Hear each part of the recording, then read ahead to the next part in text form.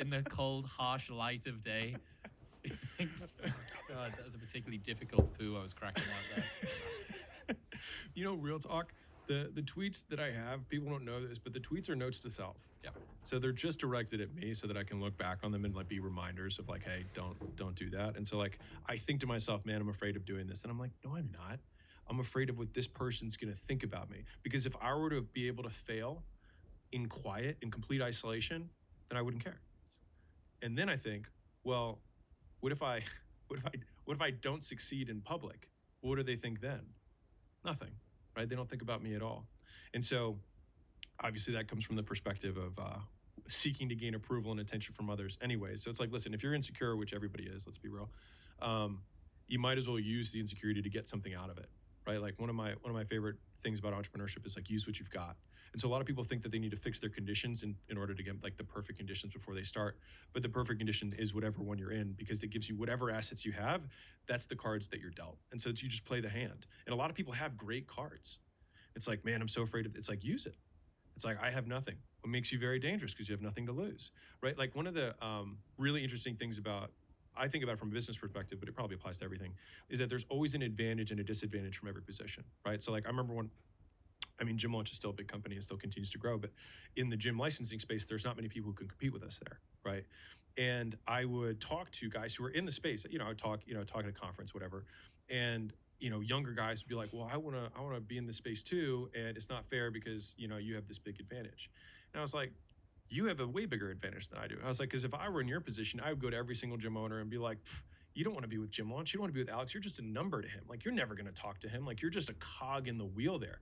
With me, you're going to get my personalized attention. There is just some employee down the chain that's following some process, right? I was like, but on the flip side, if I'm talking to that same gym owner, then I'm going to say, you don't want to talk to Jimmy. He lives in his mom's basement. He has no proof that he's good at what he's at. The reason that we're number one in the space is because we've done it so many times and we have a system that we know that if you go on this side, you will get this result on the outside. I was like, there's always a position and there's always an advantage. I was like, you just have to play the one you've got. And most people just look at what everyone else's advantage is and don't think, which one do I have? When you're talking about, it's not you that's afraid of failing. Yeah. You're afraid of other people's opinions about why you're going to fail. Like, the reason I think that cynicism is so popular on the internet is that the upside of never trying is never having to feel the pain of failure. Yeah. That's fundamental. It's sour grapes at an existential level, right? It is a cynicism safety blanket. It is protecting you from ever having to feel the downside of anything. Protecting you from any fear of downside of what people are trying to say to you, will tell to you. A lot of downside comes with a lot of upside. So I will assure my own failure in private so that I never have to face my failure in public. It's kind of like investing. yeah, Like everyone's afraid of losing money when they invest, but the only guaranteed investment that doesn't work is never investing to begin with. And so it's like they take the long failure rather than the short one, right? I mean, it's what it is, right? You just fail long. And they're like, I prefer that. But it's like you and I are going back and forth on trying to figure out how many different ways can I say that either the people that you're worried about judgment are going to die, or that you're going to die, or that even if you do achieve the thing, they won't care anyways. Or if you don't do anything, they won't think about you to begin with. And don't you want to be thought about to begin with? Like, don't you want some level of significance? nobody, when you die, nobody will think about you. Maybe your parents, maybe your relatives, but that's pretty much the only people that will think about you when you die. Nobody knows about you when you die, and nobody will think about you when you die, because when you die, you die. Understand?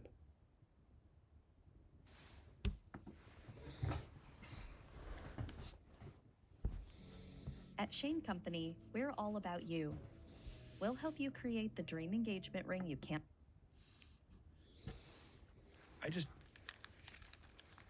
You're gonna die. And I think like I was very grateful. So one of my biggest inspirations or whatever, influences when I was in Baltimore was I would have lunch with my grandfather 3 times a week. He was 90, old guy. So I would go to the nursing home and we'd have lunch 3 days a week. And listening to him talk about the regrets that he had in life, it's so much more painful to watch someone who has no options left. Like, he's gonna die. I mean, he's gonna die tomorrow, and he died a couple years later. I mean, like, and he When you have no options left, you will die sooner. Understand? lost all his mental faculties. You know, almost sadly. Basically, when I left Baltimore, one of the sad parts is I was one of the only people that kind of like kept him lucid. You know what I mean? And after that, no one really visited him. No one really did anything. And so I think he just rolled downhill. I think the lunches might have been the only thing that he looked forward to. And seeing someone old with no options and nothing but regret. Now, not that he had everything to regret. He had things that he did really well, and I took those things from him.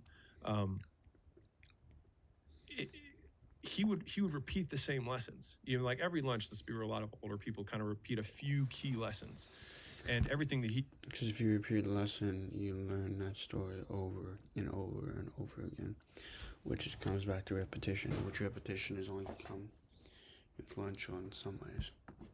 He fled during the World War II. You know, he fled from the Germans and all that stuff because he had a Jewish sounding last name. He wasn't, but it was enough that he was fleeing, right? And he always used to say, he's like, you have two hands and one brain. He's like, use them. And that was always his thing that he said to me. And I think just like when I would think about the things that he was going up against compared to the things that we're going up against now, it just made me feel like, all right, like this is not as big of a deal as I really think it is. I don't have Germans at my door. You What know, were the regrets that you had? him? Yeah. He would have spent, I mean, again, there's deathbed regrets and then there's real life regrets, but there's things that he would have done differently in terms of the business. There's things he would have done differently with his wife. He got divorced. He would have done things very differently with his kids. So my mother and her sisters, which actually talking to him about how he raised my mother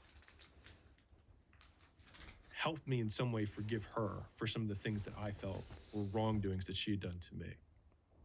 And so it's funny because, you know, one of my favorite quotes from Blaise Pascal is to understand is to forgive. And like when you I like that I too. think there's another saying that I like a lot, which is it's really hard to hate close up. It's like if you really see someone and you see all the things that they went through and the things that happened to them to become who they are, then you understand them and then you understand why they did X, Y, and Z. Because if we don't understand, You understand them all when you look at them through your own lens, is what he's trying to imply. And without understanding from your own lens or perspective, then you won't understand them truly. assume that it's because they're just evil people, and most people aren't that way. They're this way because they've been reinforced or punished for doing something like that in the past. And especially for her, she was reinforced for acting a certain way over and over and over again to the point that it was core to her character. And so when that got put on me, I was like, I hate you, you're terrible, you're evil, like blah. But like when I looked at it on a much longer time horizon of like she was 4 years old when she came here, she couldn't speak English, she got beat up as a kid, like all these things, I'm like, you know what? Maybe give her a little grace, you know? And I remember when I came back, and it was right around the same time where I realized I was giving this person all this power, she yelled at me for something when I came back home from college my freshman year. And it was a standard fight, you know, like here's the button that I press to get into the normal fight that we get into. I just remember she hit the button and I just like wasn't that upset. And it's like I felt nothing. She like hit the button, she like hit it again harder. And I was like, I just remember looking at her and being like, I get it. I'm sorry. Like you had a tough life. And then she just broke down and, you know, started crying because it was like she felt understood. And I think, I know that was a roundabout way of getting back to regrets, but he regretted how he had raised her. But through his regrets, I got to see why she was the way she was. And then it diffused the bomb that was between me and her. Did I tell you that story Douglas Murray told me about regrets from Christopher Hitchens? Mm-mm.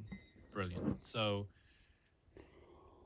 Christopher Hitchens, one of the new atheists, was sat in some British pub with Douglas Murray when Douglas is young, and you know, you can imagine it's some musty Chesterfield sofa. He's probably got a cigarette in his mouth and a glass of scotch or something.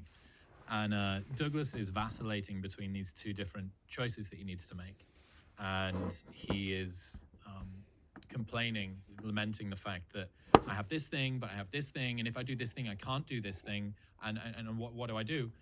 And apparently Hitch like sat back and Douglas, in life, we must choose our regrets. And I was like, I must choose our regrets, which helps us understand what regrets can happen and what regrets should happen.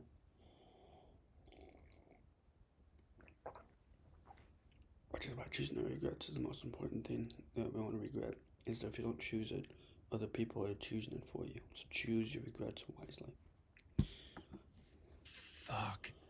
So I'm 3 Manhattans deep in Douglas Murray's apartment in Manhattan at 2 a.m, and he sneaks off to the toilet, and I quickly write this down because I know that my half-cut alcohol brain isn't going to remember it. So I wrote it down. That was all the trigger that I needed, which is also a good argument for noting things down. And I must have reflected on that for a year.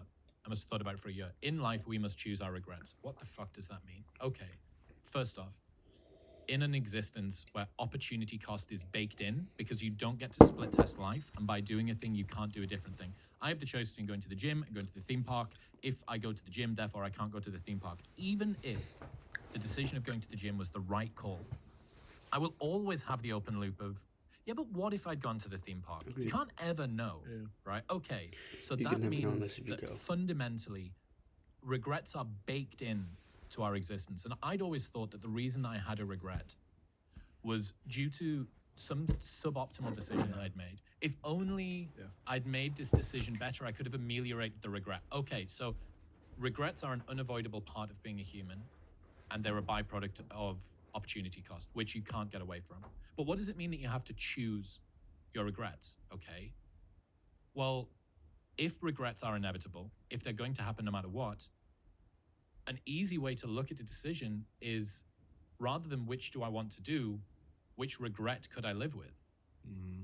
Because there are certain regrets that you can't bear living with. Now, you can bear living with them, but they're going to be worse than other ones. Yeah.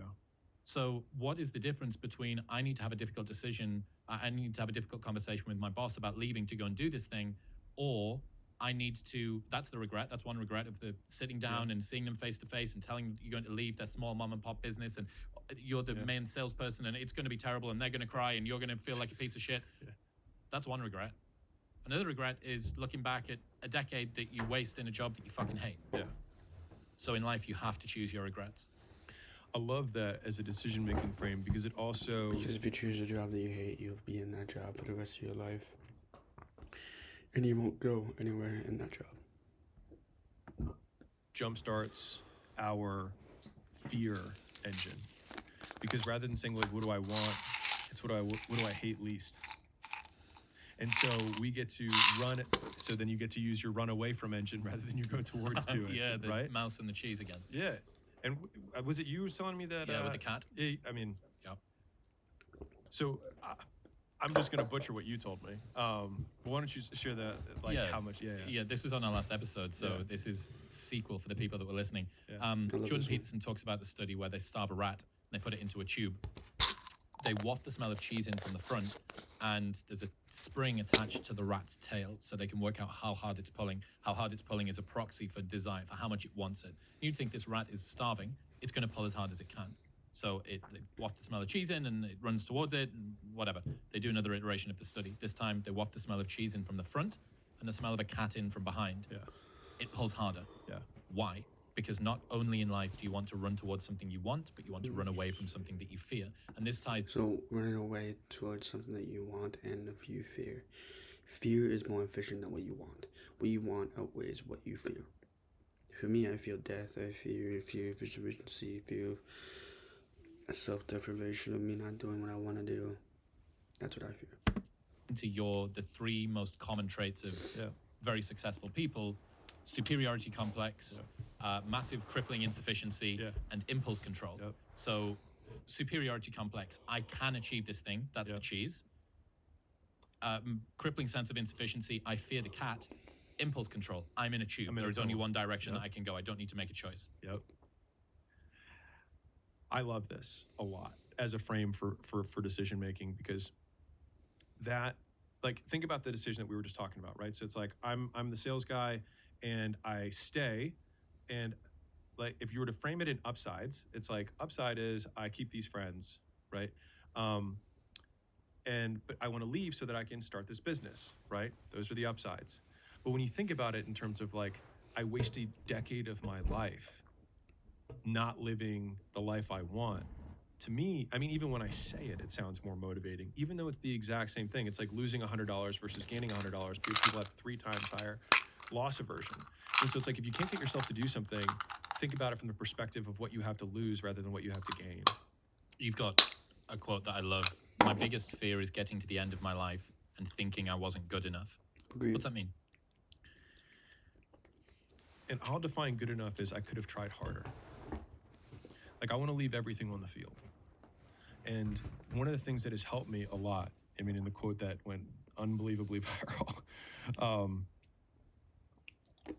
Do you want me to do it again? Do I need to do it again?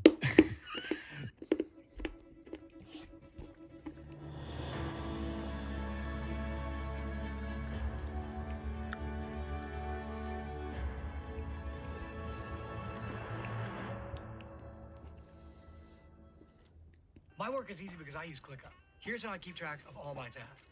I start by brain dumping everything I need to get done in a list view. Next, I set a priority and a due date to keep things on track. I create custom stats. you don't gain confidence by You don't gain confidence by showing affirmations in the mirror. You gain confidence by building a stack of undeniable proof of who you are and what you say you are. What that means is that you don't do what you need to do in front of a mirror. You need to build the proof of what you are and how you say you are, and what you truly do need to do within that, what those R's and those buts that stop you.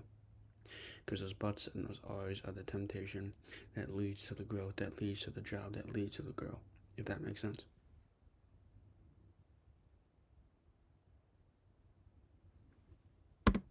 shouting affirmations in the mirror, but by giving yourself a stack of undeniable proof that you are who you say you are. Outwork your self-doubt. And again, a lot of the tweets that I have are notes to self, because like I have a big presentation coming out. We got 500,000 people who are registered for this book launch that are coming out, and I'm thinking to myself, it's like, how can I guarantee that when I step off stage, no matter what happens, I feel like I've accomplished, that I've done a good job, that I can look at myself in the mirror and say, good work. And when I was younger, I used to have no way to do that. That's because I measured everything on outcomes. But I feel like as I've gotten a little bit more experienced, I do have a way to win now, but it's hard. And the way that I win is when I finish and I say that there's nothing else I could have done. And so that means that, like, the reason that I feel confident about this book that's coming out is I wrote 19 drafts of the book, 4 full rewrites end to end to make the book. I did 6 hours a day, my first 6 hours from 6 a.m. till noon every day for 2 years to get this book to where it is now. And when I was done with the book, I was like, there's nothing else I can do to this. Like, this is it. There's nothing else. Like, I can't make it simpler. I can't make it shorter. I can't cut it. I can't add a visual that I should have added. It's done. And so to the same degree with the presentation that I have, I gave myself this framework of like, okay, well, if I were to speak in front of 10,000 people, I would probably spend a good amount of time prepping the presentation to make sure it was good. I was like, well, I'm gonna speak in front of 500,000. I was like, so I can rationalize spending 50 times the amount of work and effort and time to make this thing exceptional. Because I mean, the numbers are hard to fathom, but that is the numbers. Like, if I had a 10,000, that's what I would do. And so it allowed me to take a presentation and, I have 900 slides that I'm going to get through in 60 minutes. And I have now, every single day, I do a full draft of the, I say the presentation in my head, and then I do a second run where I say it out loud and I record it. And then after I record it, I play the recording with the slides up, and I fix or add every slide where I stumble or there's something that should be there or visual, and I keep going until right now I'm a week and change out, and there's not much else I can do to it. And so I'll still continue to do that from now until the day that it happens, but I probably won't have as many changes because I should just keep nailing it. And then when I get up there, it doesn't matter if the tech doesn't work or if the book shopping page cart doesn't work or whatever it is, because I'll be able to step off stage and look in the mirror and be like, you did everything you could. And the thing is like, no one else will know that, because I know that, like, I could not do that. And I probably, like, a lot of people were like, dude, you have so much goodwill, you could probably just say, like, here's the book. But I would know. And if I believe what I say I do. See, if you believe what you say you're gonna do and do it, you'll get far better off in people and other people's lives.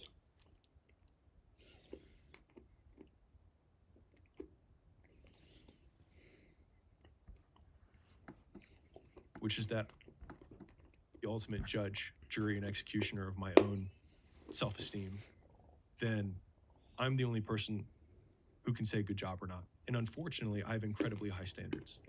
And so I can either just always feel like a failure because I always fall short of my own standards, or I can create a standard that I willingly and consciously accept, which is that I will do enough work that there is nothing left to be done. And that means that I can also do fewer things, which means I have to be more selective about the things that I choose to do. But when I do them, they will be done well and they will be done right. They say the true hell is when the person that you are meets the person that you could have been. Agreed. Yeah. And The true hell is where the person where you are could meet the person where you could be. Could be is a happenstance. Should be is what should be.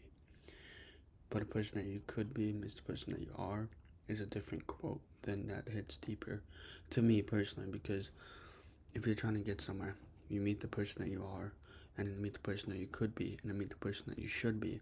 Could be and should be are two different frames. Should be is what should you do? Could be is what could happen, that should happen, that will happen. Subaru and our retailers are the largest automotive donors to Make-A-Wish, supporting kids and families facing critical illness through the Share the Love event. a lot of the time, I think we look at sports stars. I'm watching this quarterback on Netflix at the moment, and Patrick Mahomes is just this artist. You know, he's a halfway between a warrior and a savant, and an artist and a musician and an everything rolled together, right? The reason that we love seeing behind the scenes with stuff like that is it is somebody at the absolute zenith of their capacity, and they are putting everything that they can into making this as good as possible. And I think that I sometimes find myself getting, I certainly did before I had the podcast, I was wistful that I have the raw materials to work very hard at things, and I'd never had a pursuit that I could have applied it to. There was nothing. I remember the first time I ever heard Peterson say, work as hard as you can at one thing for a year and see what happens. And I'd never had a thing that I could work. I could work hard at business, but the line between your inputs and your outcomes is so meandering and messy that I can always excuse away good or bad performances as not being on me. And for the most part, I would take responsibility for the bad ones and not take responsibility for the good ones, because that's how I'm wired. But I never had something that was linear. Or close to linear. I'm like, I put an hour in and I get an hour out, or more than an hour out. And it's direct. And then about 3 years ago, I had this conversation with Dean, my video guy. I was like, I want to turn pro. I read Stephen Pressfield, War of Art, then I read Turning Pro. I want to turn pro with the show. What's that mean? What would it mean if I treated this pursuit like an athlete does? So an athlete, they review game tape and they do mindset work, and they've got a sports psychologist and they look at what they eat and they look at what they drink and they go to bed on time, and they're hanging around with people that are growth minded, and they're getting the right coaches, and all the rest. Everything is done in order to facilitate performance in the thing that they say they care about. But everybody has the opportunity to do that. You just need to define what the thing is. I'm never going to be Patrick Mahomes, right? I no, but I managed to find my thing and then nearly kill myself in dedication toward it. There's a photo that I put up on my Instagram a little while ago, 2 weeks after I ruptured my Achilles. I saw that. And I'm in a boot and I've got the laptop on my lap, and we've created this arm that'll bring the mic to me because I didn't want to stop doing the podcast, because I'd made this commitment. I'm going to turn pro. And for 3 years, we haven't missed a single episode, 3 times a week, 3 times a week, 3 times a week. For 3 years now. And before that, it was 2 a week for a year, and before that it was 1 a week for a year, and it just keeps on ramping up. And the opportunity to commit yourself fully to something that you care about is beyond a blessing. And when you do it, Agreed. When you do it, when you actually become that blessing, when you actually do the things that you want to do, it can build you into multiple different ways, multiple different forms, and it can either exceed it, or you can either learn so much about it where you become that better version of yourself. the way that you feel once you know that you've worked hard is great. And we said before we started, you got this big thing coming up, which I'm super proud of you for managing to achieve, even though it hasn't happened yet. The difference between being nervous and being excited before you do something is your level of preparation in advance of it. If you step out on stage or in front of 500,000 people on a webinar, which is the craziest sentence I've ever said, if you step out on stage in front of 500,000 people and you've done absolutely everything, there's nothing to fear. And that's why it's not about what everyone else will think, because when I'm on stage making that presentation, the only person whose voice I'll hear is mine. And I will know if I have done everything in my control to be prepared or not. And what's the best thing that comes out? I didn't do everything that I could to prepare, and I managed to fluke my performance. Right. I managed to like close my eyes, throw the dart, and oh wow, it hit the bullseye. You'll even know that. There'll even be guilt. You won't even be able to fully enjoy your success And that's it. because you'll have tarnished it with your lack of input. And what's interesting is that when you start defining your own success that way, it actually starts to feel under your own control. Good. But the downside is you realize that you can do very few things. And then all of a sudden life feels very short because you're like, shoot, there's like not that many things I can do before I die if I'm going to actually do my best.